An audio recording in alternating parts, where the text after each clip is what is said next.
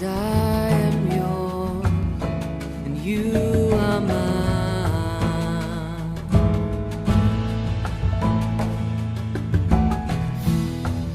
'Cause I am yours, you are mine. You are mine.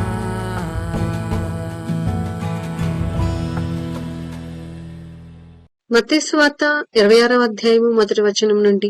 యేసు ఈ మాటలన్నీ చెప్పి చాలించిన తరువాత జరిగినదేమనగా, ఆయన తన శిష్యులను చూచి 2 దినములైన పిమ్మట పస్కా పండగ వచ్చిననియు అప్పుడు మనిషి కుమారుడు సిలువ వేయబడుటకై అప్పగింపబడిననియు మీకు తెలియనని చెప్పెను. ఆ సమయమున ప్రధాన యాజకులను ప్రజల పెద్దలను కయప అను ప్రధాన యాజకుని మందిరంలోనికి కూడి వచ్చి యేసును మాయోపాయము చేత పట్టుకొని చంపవలెనని ఏకమై ఆలోచన చేసిరి. అయితే ప్రజలలో అల్లరి కలుపుకుండునట్లు పండుగలో వద్దని చెప్పుకొనిరి. యేసు బేతనియాలో కుష్టి రోగి అయిన సీమోని ఇంటనున్నప్పుడు ఒక స్త్రీ మిక్కిలి విలువగల అత్తరు బుడ్డి తీసుకుని ఆయన యొద్దకు వచ్చి ఆయన భోజనమునకు కూర్చుండగా దానిని ఆయన తల మీద పోసెను. శిష్యులు చూచి కోపపడి, ఈ నష్టమెందుకు? దీనిని గొప్ప వెలకు అమ్మి బీదులకి వచ్చినే అనిరి. యేసు ఆ సంగతి తెలుసుకొని, ఈ స్త్రీ నా విషయమై ఒక మంచి కార్యము చేసెను, ఈమెను మీరేలా తొందర పెట్టుచున్నారు? బీదులెల్లప్పుడూ మీతో కూడా ఉన్నారు, కాని నేనెల్లప్పుడూ మీతో కూడా ఉండను. ఈమె ఈ అత్తరు నా శరీరము మీద పోసి నా భూస్థాపన నిమిత్తము దీనిని చేసెను. సర్వలోకమందు ఈ సువార్త ఎక్కడ ప్రకటింపబడెనో అక్కడ ఈమె చేసినదియు ఈమె జ్ఞాపకార్థంగా ప్రశంసింపబడునని మీతో నిశ్చయముగా చెప్పుచున్నానని వారితో అనెను. ఇప్పుడు 12 మందిలోనొకడును ఇస్కరియోతు యూదా ప్రధాన యాజకుల యొద్దకు వెళ్లి, నేనాయనను మీకప్పగించిన ఎడల నాకేమి ఇద్దురని వారినడిగెను. అందుకు వారు 30 వెండి నాణ్యములు తూచి వానికిచ్చిరి. వాడప్పటి నుండి ఆయనను అప్పగించుటకు తగిన సమయము కనిపెట్టుచుండెను. పులియని రొట్టెల పండుగలో మొదటి దినమందు శిష్యులు యేసునొద్దకు వచ్చి, పస్కాను భుజించుటకు మేము నీ కొరకు ఎక్కడ సిద్ధపరచగోరుచున్నావని అడిగిరి.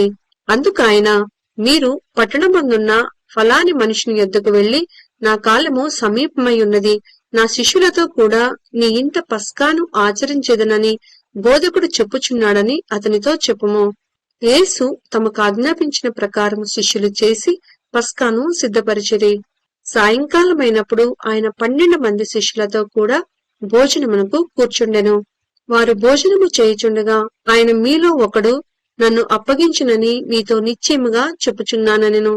అందుకు వారు బహు దుఃఖపడి ప్రతివాడును, ప్రభువా నేనా అని ఆయనను అడుగగా, ఆయన, నాతో కూడా పాత్రలో చెయ్యి ముంచిన వాడెవడో వాడే నన్ను అప్పగించువాడు. మనుష్య కుమారుని గూర్చి వ్రాయబడిన ప్రకారము ఆయన పోవుచున్నాడు, కాని ఎవని చేత మనుష్య కుమారుడు అప్పగింపబడుచున్నాడో ఆ మనుషునికి శ్రమ. ఆ మనుషుడు పుట్టి ఉండని ఎడల వానికి మేలని చెప్పెను. ఆయనను అప్పగించిన యూదా, బోధకుడా నేనా అని ఆయన అడగగా ఆయన, నీవన్నట్టే అనెను. వారు భోజనము చేయుచుండగా యేసు ఒక రొట్టె పట్టుకొని దాన్ని ఆశీర్వదించి విరిచి తన శిష్యులకిచ్చి, మీరు తీసుకొని తినుడి, ఇది నా శరీరమని చెప్పెను. మరియు ఆయన గిన్నె పట్టుకొని కృతజ్ఞతాస్తుతులు చెల్లించి వారికిచ్చి, దీనిలోది మీరందరూ త్రాగుడి, ఇది నా రక్తము, అనగా పాపక్షమాపణ నిమిత్తము అనేకుల కొరకు చిందింపబడుచున్న నిబంధన రక్తము. నా తండ్రి రాజ్యంలో మీతో కూడా నేను ఈ ద్రాక్షారసము క్రొత్తదిగా త్రాగు దినము వరకు ఇకను దాని త్రాగనని మీతో చెప్పుచున్నానెను. అంతట వారు కీర్తన పాడి ఒలీవల కొండకు వెళ్లిరి. అప్పుడు యేసు వారిని చూచి, ఈ రాత్రి మీరందరూ నా విషయమై అభ్యంతరపడెదరు. ఏలననగా గొర్రెల కాపరిని కొట్టెదరు, మందలోని గొర్రెలు చెదిరిపోవును అని వ్రాయబడి ఉన్నది కదా. నేను లేచిన తరువాత మీకంటే ముందుగా గలిలయకు వెళెదననెను. అందుకు పేతురు, నీ విషయమై అందరూ అభ్యంతరపడినను నేను ఎప్పుడునూ అభ్యంతరపడనని ఆయనతో చెప్పగా, యేసు అతని చూచి, ఈ రాత్రి కోడి కూయకు మునిపే నీవు నన్ను ఎరుగునని ముమ్మారు చెప్పెదవని నీతో నిశ్చయముగా చెప్పుచున్నానెను. పేతురు ఆయనను చూచి, నేను నీతో కూడా చావవలసి వచ్చినను నిన్ను ఎరుగునని చెప్పననెను. అదే ప్రకారము శిష్యులందరూ అనిరి. అంతట యేసు వారితో కూడా గెత్సెమనే అనబడిన చోటికి వచ్చి నేను అక్కడికి వెళ్లి ప్రార్థన చేసి వచ్చే వరకు మీరిక్కడ కూర్చుండుడని శిష్యులతో చెప్పి పేతురును జెబెదయి ఇద్దరు కుమారులను వెంటబెట్టుకుని పోయి దుఃఖపడుటకును చింతాక్రాంతుడగుటకును మొదలుపెట్టెను. అప్పుడు యేసు మరణమగునంతగా నా ప్రాణము బహు దుఃఖములో మునిగియున్నది. మీరు ఇక్కడ నిలిచి నాతో కూడా మెలకువగా నుండుడని వారితో చెప్పి కొంత దూరము వెళ్లి సాగిలపడి, నా తండ్రి, సాధ్యమైతే ఈ గిన్నె నా యొద్ద నుండి తొలగిపోనిమ్ము, అయినను నా ఇష్ట ప్రకారము కాదు, నీ చిత్త ప్రకారమే కానిమ్మని ప్రార్థించెను. ఆయన మరలా శిష్యుల యొద్దకు వచ్చి వారు నిద్రించుట చూచి, ఒక గడియైనను నాతో కూడా మేల్కొని ఉండలేరా? మీరు శోధనలో ప్రవేశించకుండానట్లు మెలకువగా ఉండి ప్రార్థన చేయడి. ఆత్మ సిద్ధమే కాని శరీరము బలహీనమని పేతురుతో చెప్పి మరలా రెండవ మారు వెళ్లి, నా తండ్రి, నేను దీనిని త్రాగితేనే కాని ఇది నా యొద్ద నుండి తొలగిపోవుట సాధ్యము కాని ఎడల నీ చిత్తమే సిద్ధించుగాక అని ప్రార్థించి తిరిగి వచ్చి వారు మరలా నిద్రించుట చూచెను. ఏలయనగా వారి కన్నులు భారముగా ఉండెను. ఆయన వారిని మరలా విడిచి వెళ్లి ఆ మాటలే చెప్పుచు మూడవ మారు ప్రార్థన చేసెను. అప్పుడు ఆయన తన శిష్యుల ఎద్దుకు వచ్చి, ఇక నిద్రపోయి అలసట తీర్చుకొనుడి. ఇదిగో ఆ గడియ వచ్చిన్నది. మనిషి కుమారుడు పాపుల చేతికి అప్పగించబడుచున్నాడు. లెండి వెళ్ళుదము. ఇదిగో నన్ను అప్పగించువాడు సమీపించియున్నాడని వారితో చెప్పెను. ఆయన ఇంకనూ మాటలాడుచుండగా 12 మందిలో ఒకడగు యూదా వచ్చెను. వానితో కూడా బహు జనసమూహము కత్తులు గుదియలు పట్టుకొని ప్రధాన యాజకుల యొద్ద నుండి ప్రజల పెద్దల యొద్ద నుండి వచ్చెను. ఆయనను అప్పగించువాడు నేనెవర్ని ముద్దు పెట్టుకుందునో ఆయనే యేసు, ఆయనను పట్టుకొనుడని వారికి గుర్తు చెప్పి వెంటనే యేసునొద్దకు వచ్చి, బోధకుడా, నీకు శుభమని చెప్పి ఆయనను ముద్దు పెట్టుకొనెను. యేసు, చెలికాడా, నీవు చేయవచ్చినది చేయమని అతనితో చెప్పగా వారు దగ్గరకు వచ్చి ఆయన మీద పడి ఆయనను పట్టుకొనిరి. ఇదిగో యేసుతో కూడా ఉన్న వారిలో ఒకడు చెయ్యి చాచి కత్తి దూసి ప్రధాన యాజకుని దాసుని కొట్టి వాని చెవి తెగనరికెను. యేసు, నీ కత్తి వరలో తిరిగి పెట్టుము. కత్తి పట్టుకుని వారందరూ కత్తి చేతనే నశింతురు. ఈ సమయమున నేను నా తండ్రిని వేడుకొనలేననియు, వేడుకొనిన ఎడల ఆయన 12 సేనా వ్యూహముల కంటే ఎక్కువ మంది దూతలను ఇప్పుడే నాకు పంపడనియు నీవనుకొంచున్నావా? నేను వేడుకొనిన ఎడల ఇలాగు జరగవలనను లేఖనము ఎలాగు నెరవేరునని అతనితో చెప్పెను. ఆ గడియలోనే యేసు జనసమూహములను చూచి బందిపోటు దొంగ మీదికి వచ్చినట్టు కత్తులతోనూ గుదియలతోనూ నన్ను పట్టుకున వచ్చితిరా? నేను అనుదినము దేవాలయములో కూర్చుని బోధించుచున్నప్పుడు మీరు నన్ను పట్టుకొనలేదు. అయితే ప్రవక్తల లేఖనములు నెరవేరునట్లు ఇదంతయు జరిగినని చెప్పెను. అప్పుడు శిష్యులందరూ ఆయనను విడిచి పారిపోయిరి. యేసును పట్టుకున్నవారు ప్రధాన యాజకుడైన కైపా యొద్దకు ఆయనను తీసుకుని పోగా అక్కడ శాస్త్రులను పెద్దలను కూడియుండిరి. పేతురు ప్రధాన యాజకుని ఇంటి ముంగిట వరకు ఆయనను దూరం నుండి వెంబడించి లోపలికి పోయి దీని అంతమేమోనో చూడవలనని బండ్రోతులతో కూడా కూర్చుండెను. ప్రధాన యాజకులను మహాసభ వారందరూ యేసును చంపవలనని ఆయనకు విరోధముగా అబద్ధ సాక్ష్యము వెదుకుచుండిరి. కాని అబద్ధ సాక్షులు అనేకులు వచ్చినను సాక్ష్యమేమీయూ దొరకలేదు. తుదకు 2 మనుషులు వచ్చి వీడు దేవాలయమును పడగొట్టి 3 దినములలో దాన్ని కట్టగలనని చెప్పిననిరి. ప్రధాన యాజకుడు లేచి, నీవు ఉత్తరమేమీయూ చెప్పవా? వీరు నీ మీద పలుకుచున్న సాక్ష్యమేమని అడగగా యేసు ఊరకుండెను. అందుకు ప్రధాన యాజకుడు ఆయనను చూచి, నీవు దేవుని కుమారుడవైతే, క్రీస్తువైతే ఆ మాట మాతో చెప్పుమని జీవము గల దేవుని తోడని నీకు ఆనబెట్టుచున్నానెను. అందుకు యేసు, ఇది మొదలుకొని మనిషి కుమారుడు సర్వశక్తిని కుడిపార్శ్వమున కూర్చుండుటయు ఆకాశ మేఘారూఢుడై వచ్చుటయు మీరు చూతురని చెప్పగా ప్రధాన యాజకుడు తన వస్త్రము చింపుకొని, వీడు దేవదూషణ చేసెను, మనకిక సాక్షులతో పని ఏమి? ఇదిగో ఈ దూషణ మీరిప్పుడు విన్నారు, మీకేమి తోచుచున్నదని అడిగెను. అందుకు వారు, వీడు మరణమునకు పాత్రుడనిరి. అప్పుడు వారు ఆయన ముఖము మీద ఉమ్మివేసి ఆయనను గుద్దిరి. కొందరు ఆయనను అరచేతులతో కొట్టి, క్రీస్తు, నిన్ను కొట్టిన వాడెవడో ప్రవచింపుమనిరి. పేతురు వెలుపటి ముంగిట కూర్చుండి ఉండగా ఒక చిన్నది అతని యొద్దకు వచ్చి, నీవును గలిలయుడగు యేసుతో కూడా ఉంటివి కదా అనెను. అందుకతడు, నేనుండలేదు, నీవు చెప్పు సంగతి నాకు తెలియదని అందరి ఎదుట అనెను. అతడు నడవలోనికి వెళ్లిన తరువాత మరి ఒక చిన్నది అతన్ని చూచి, వీడును నజరేయుడగు యేసుతో కూడా ఉండినని అక్కడి వారితో చెప్పగా, అతడు ఒట్టు పెట్టుకొని, నేనుండలేదు, ఆ మనుష్యుణ్ణి నేనెరుగునని మరలా చెప్పెను. కొంతసేపైన తరువాత అక్కడ నిలిచి ఉన్నవారు పేతురునొద్దకు వచ్చి, నిజమే, నీవును వారిలో ఒకడివే, నీ పలుకు నిన్ను గూర్చి సాక్ష్యమిచ్చుచున్నదని అతనితో చెప్పిరి. అందుకు అతడు ఆ మనుష్యుణ్ణి నేనెరుగునని చెప్పి శపించుకొనుటకును ఒట్టు పెట్టుకొనుటకును మొదలుపెట్టెను. వెంటనే కోడి కూసెను. కనుక కోడి కూయక మునుపు నీవు నన్నెరుగువని ముమ్మారు చెప్పెదవని యేసు తనతో అనిన మాట పేతురు జ్ఞాపకము తెచ్చుకొని వెలుపటికి పోయి సంతాపపడి ఏడ్చెను. మత్తయి సువార్త 27వ అధ్యాయము 1వ వచనం నుండి.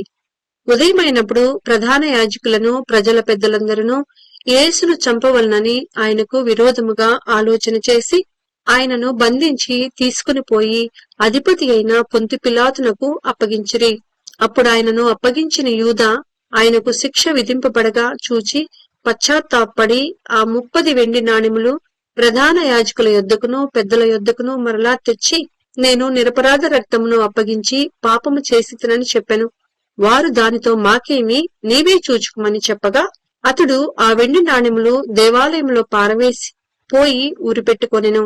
ప్రధాన యాజకులు ఆ వెండి నాణెములు తీసుకొని, ఇవి రక్త క్రయధనము కనుక వీటిని కానుక పెట్టెలో వేయదగదని చెప్పుకొనిరి. కాబట్టి వారు ఆలోచన చేసి వాటినిచ్చి పరదేశులను పాతిపెట్టుటకు కుమ్మరి వాని పొలం కొనిరి. అందువలన నేటి వరకు ఆ పొలము రక్తపు పొలమనబడుచున్నది. అప్పుడు విలువ కట్టబడిన వాని అనగా ఇజ్రాయిలలో కొందరు విలువ కట్టిన వాని క్రయధనమైన 30 వెండి నాణెములు తీసుకొని, ప్రభువు నాకు నియమించిన ప్రకారము వాటిని కుమ్మరి వాని పొలమునకిచ్చిరి అని ప్రవక్త అయిన ఇర్మియా ద్వారా చెప్పబడిన మాట నెరవేరెను. యేసు అధిపతి ఎదుట నిలిచెను. అప్పుడు అధిపతి, యూదుల రాజువు నీవేనా అని ఆయనను అడగగా, యేసు అతని చూచి, నీవన్నట్టే అనెను. ప్రధాన యాజకులను పెద్దలను ఆయన మీద నేరము మోపినప్పుడు ఆయన ప్రత్యుత్తరమేమియూ ఇయ్యలేదు. కాబట్టి పిలాతు, నీ మీద వీరెన్ని నేరములు మోపుచున్నారో నీవు వినలేదా అని ఆయనను అడిగెను. అయితే ఆయన ఒక మాటైనను అతనికి ఉత్తరమియ్యలేదు. కనుక అధిపతి మిక్కిలి ఆశ్చర్యపడెను. జనులు కోరుకొని ఒక ఖైదీని పండుగలో విడుదల చేయుట అధిపతికి వాడుక. ఆ కాలమందు బరబ్బా అను ప్రసిద్ధుడైన ఒక ఖైదీ చెరసాలలో ఉండెను. కాబట్టి జనులు కూడి వచ్చినప్పుడు పిలాతు, నేనెవనిని విడుదల చేయవలనని మీరు కోరుచున్నారు, బరబ్బనా లేక క్రీస్తనబడిన యేసునా అని వారిని అడిగెను. ఏలయనగా వారు అసూయ చేత ఆయనను అప్పగించరని అతడు ఎరిగి ఉండెను. అతడు న్యాయపీఠం మీద కూర్చుండి ఉన్నప్పుడు అతని భార్య, నీవు ఆ నీతిమంతుని జోలికి పోవద్దు, ఈ ప్రొద్దు ఆయనను కూర్చి నేను కలలో మిక్కిలి బాధపడితినని అతని యొద్దకు వర్తమానము పంపెను. ప్రధాన యాజకులను పెద్దలను బరబ్బాను విడిపించుమని అడుగుటకును యేసును సంహరించుటకును జనసమూహములను ప్రేరేపించిరి. అధిపతి, ఈ ఇద్దరిలో నేనెవరిని విడుదల చేయవలనని మీరు కోరుచున్నారని వారిని అడుగగా, వారు బరబ్బానే అనిరి. అందుకు పిలాతు, అలాగైతే క్రీస్తనబడిన యేసును ఏమి చేతునని వారిని అడుగగా, సిలువ వేయమని అందరినూ చెప్పిరి. అధిపతి, ఎందుకు, ఇతడు ఏ దుష్కార్యము చేసినని అడుగగా, వారు సిలువ వేయమని మరి ఎక్కువగా కేకలు వేసిరి.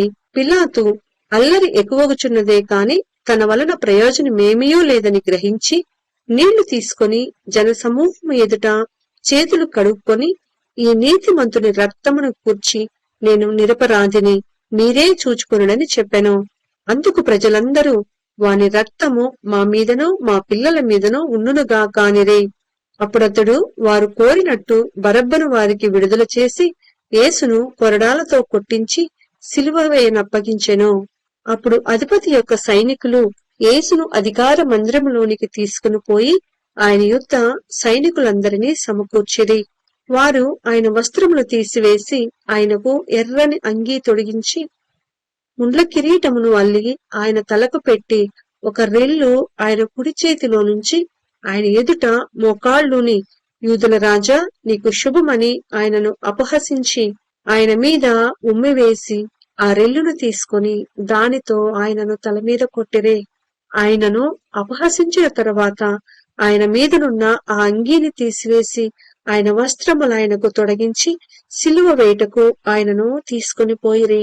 వారు వెళ్ళుచుండగా కురేనీయుడైన సీమోనను ఒకడు కనపడగా ఆయన సిలువ మోయుటకు అతనిని బలవంతము చేసిరి.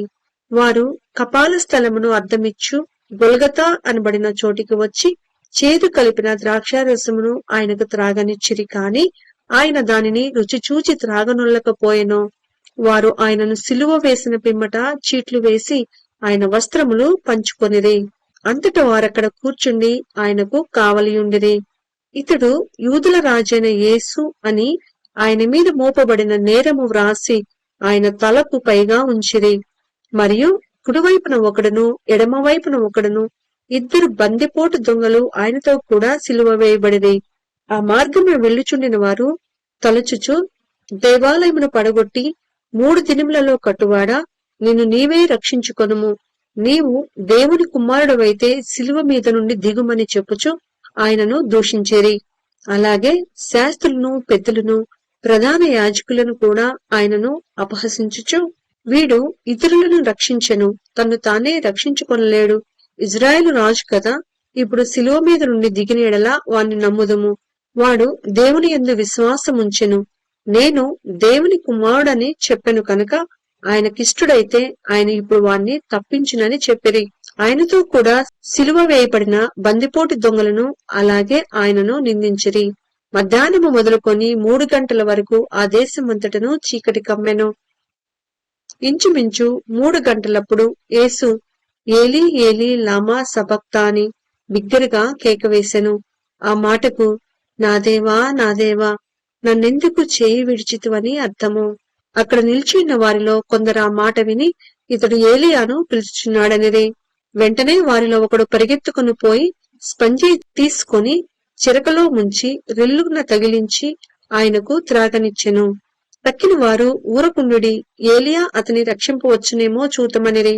యేసు మరలా బిగ్గరగా కేకవేసి ప్రాణము విడిచెను. అప్పుడు దేవాలయపు తెర పైనుండి క్రింది వరకు 2గా చినిగెను. భూమి వణికెను, బండలు బద్దలాయెను, సమాధులు తెరవబడెను. నిద్రించిన అనేక మంది పరిశుద్ధుల శరీరములు లేచెను. వారు సమాధులలో నుండి బయటకు వచ్చి ఆయన లేచిన తర్వాత పరిశుద్ధ పట్టణంలో ప్రవేశించి అనేకులకు అగపడిరి. శతాధిపతియు అతనితో కూడా యేసునకు కావలియున్న వారును భూకంపమును జరిగిన కార్యములన్నిటినీ చూచి మిక్కిలి భయపడి నిజముగా ఈయన దేవుని కుమారుడని చెప్పుకొనిరి. యేసునకు ఉపచారము చేయిచు గలిలయ నుండి ఆయనను వెంబడించిన అనేక మంది స్త్రీలు అక్కడ దూరం నుండి చూచుచుండిరి. వారిలో మగ్దలేని మరియయు, యాకోబు యోసే అని వారి తల్లి అయిన మరియయు, జబదయి కుమారుల తల్లియు ఉండిరి. యేసు శిష్యుడిగా నున్న అరిమతయేసోపు అని ఒక ధనవంతుడు సాయంకాలమైనప్పుడు వచ్చి పిలాతు నొద్దకు వెళ్లి యేసు దేహమును తనకిమ్మని అడుగగా పిలాతు దానిని అతని కప్పగింపనాజ్ఞాపించెను. యేసోపు ఆ దేహమును తీసుకుని శుభ్రమైన నారబట్టతో చుట్టి తాను రాతిలో తొలిపించుకొనిన క్రొత్త సమాధిలో దానిని ఉంచి సమాధి ద్వారమునకు పెద్ద రాయి పొర్లించి వెళ్లిపోయెను. మగ్దలేని మరియయు వేరొక మరియయు అక్కడనే సమాధికి ఎదురుగా కూర్చుండి ఉండిరి.